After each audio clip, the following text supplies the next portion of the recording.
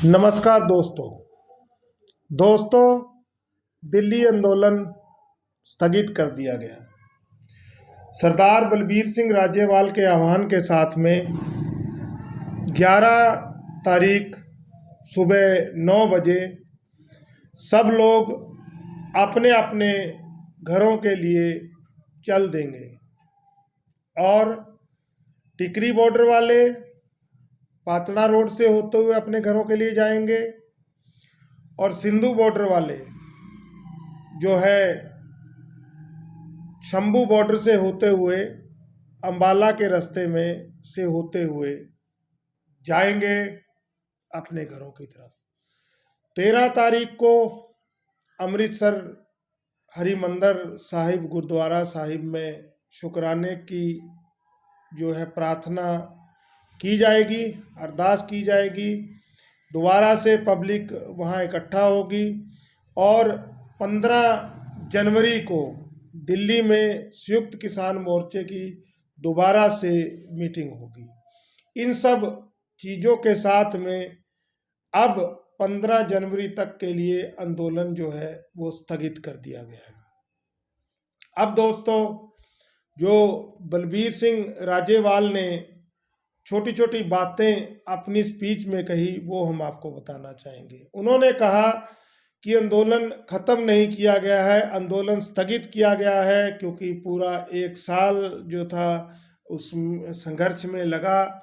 और धन्यवाद भी उन्होंने किया, गुरु की लाडली फौज का धन्यवाद किया, राणा जी का धन्यवाद किया। इसके अलावा एक व्यक्ति और थे, उनको भी सरोपा भेंट किया गया, जिनके हॉल को मीटिंगों में इस्तेमाल करते थे, उनका भी धन्यवाद किया। और सोशल मीडिया का जो धन्यवाद किया। और उसके बाद में उन्होंने उन सब कारणों को बताया जिन कारणों से मोदी जो है इस आंदोलन में झुके। तो दोस्तों, बात करते हैं इन सब विषयों को लेकर। सबसे पहले आपसे हमारी रिक्वेस्ट है कि अगर आप हमारे चैनल पे पहली बार आए हैं तो हमारे चैनल को जो है सब्सक्राइब कर दीजिए, हमारे फेसबुक पेज को लाइक कर दीजिए, हमारे वीडियो को लाइक व शेयर कर दीजिए, क्योंकि आज हम आपके साथ में हर मुद्दे पर खुल के बात करेंगे जो कि बलबीर सिंह राजेवाल की स्पीच में झलक मिल रही थी। क्योंकि कल तक हम लोग बीजेपी की सराहना कर रहे थे, बढ़िया बात है। आंदोलन में उन्होंने अपने रुख को झुकाकर जो आंदोलन में वापसी के लिए, लोगों को घर वापसी के लिए जो रॉयल मॉडलिंग दिखाई है उसकी हम सराहना कर रहे थे। लेकिन बलबीर सिंह राजेवाल की स्पीच में वो प्रेशर की भी बात की गई जो प्रेशर नरेंद्र मोदी के ऊपर बना। तो इसके अंदर सबसे पहली बात जो दिखाई गई, सिख कम्युनिटी का वो इतिहास जिसकी झलक इस आंदोलन के दौरान मिली। और इस आंदोलन के दौरान जो झलक मिली, क्योंकि मोदी जी के पास में सही रिपोर्टें जो है वो नहीं पहुंच रही थी, जिसका रिजल्ट ये हुआ कि 1 साल से ऊपर इस आंदोलन को खींचा गया। सबसे पहले बात की बंगाल के चुनाव की, जिसके अंदर बीजेपी टस से मस होने के लिए तैयार नहीं थी, नरेंद्र मोदी टस से मस होने के लिए तैयार नहीं थे, तो बंगाल हार मिली। बंगाल से हार मिलने के बाद में यूपी के अंदर मुजफ्फरनगर की वो भीड़, जिसमें ग्राउंड भरा नहीं, ग्राउंड छलका, इतनी पब्लिक थी कि मुजफ्फरनगर के रोडों के ऊपर भी लोगों के पास पैर रखने की जगह नहीं थी।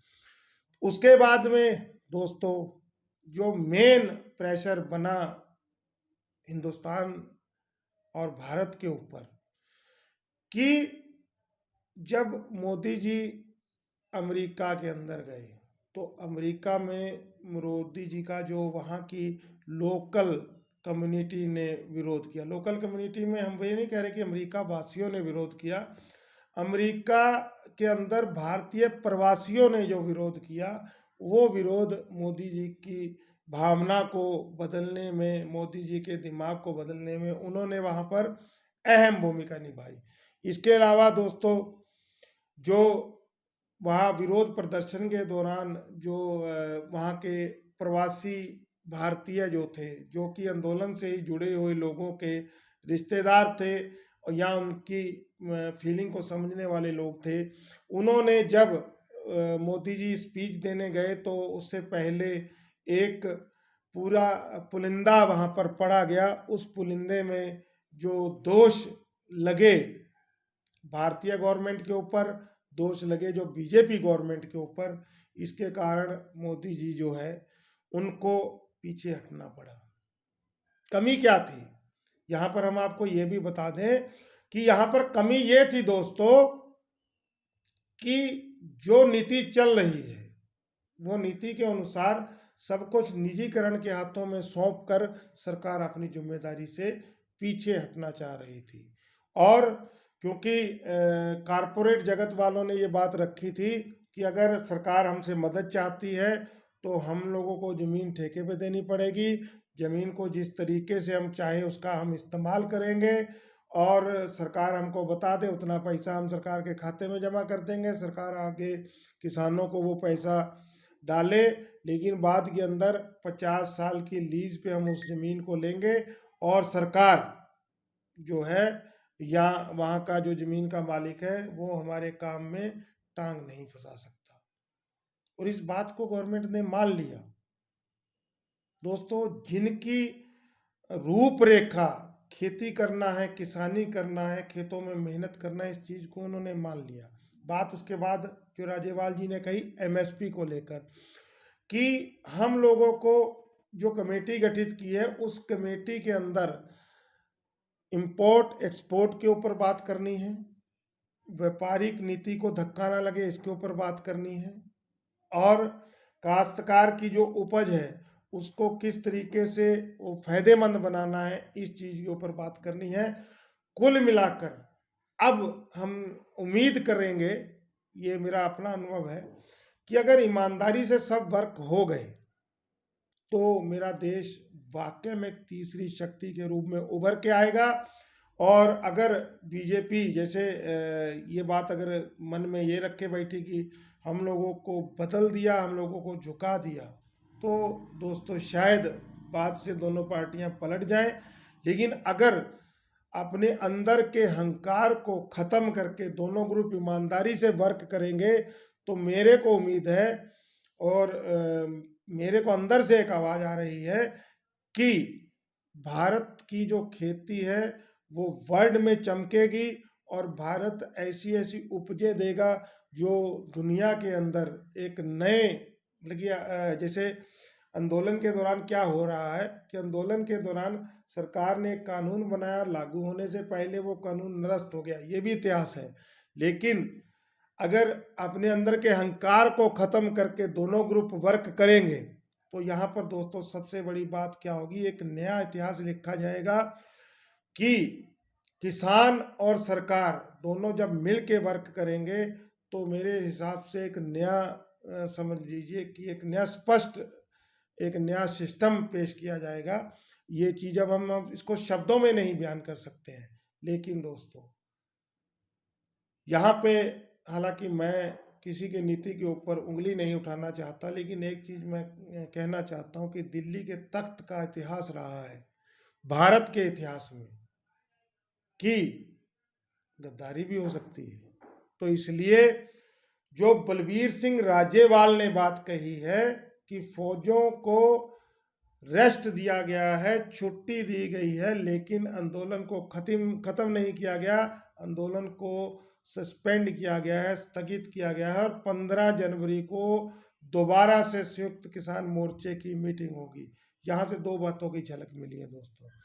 एक तो लोगों को कहा गया कि तैयार रहिएगा, कभी भी दोबारा संघर्ष में उतरना पड़ सकता है, और दूसरा सरकार को भी चेतावनी दी गई है कि अगर आप अपनी कही हुई बातों से पीछे हटेंगे तो लोग तैयार है दोबारा से प्रदर्शन करने के लिए। और मेरे को उम्मीद है कि जो माननीय प्रधानमंत्री जी हैं वो दिल्ली के इतिहास को यहाँ पे जुटलाएंगे, क्योंकि हम ये नहीं कहते हैं कि बीजेपी की नीति में कोई गलत सिस्टम है या मोदी जी की नीति में है। इतिहास दिल्ली के तख्त का रहा है मुगलों के समय से। मुगलों के समय से जो है नीति का जब समझौता हुआ, जब लोगों का आपसी समझौता हुआ, विरोध करने के बाद में जब संधि हुई तो बाद में संधि तोड़ी गई। ये हिंदुस्तान का इतिहास रहा है। तो उम्मीद करेंगे, क्योंकि तब शासक एक होता था और वही मालिक होता था, वही सर्व होता था। अब लोकतंत्र की सरकार है, चुने हुए नुमाइंदे सरकार को चलाते हैं। तो यहाँ पर वैसे तो अहंकार वाली कोई बात होनी नहीं चाहिए। यहाँ पर तो समझ लीजिए कि देश के विकास के लिए और जनता के उत्थान के लिए दोनों टीमों को वर्क करना चाहिए। क्योंकि काश्तकार जो है बिना सरकार की सपोर्ट पे, यहाँ तक कि सत्य तो ये भी है कि बिना कारपोरेट जगत की सपोर्ट के उन्नति नहीं कर सकता, क्योंकि पैसा नहीं है।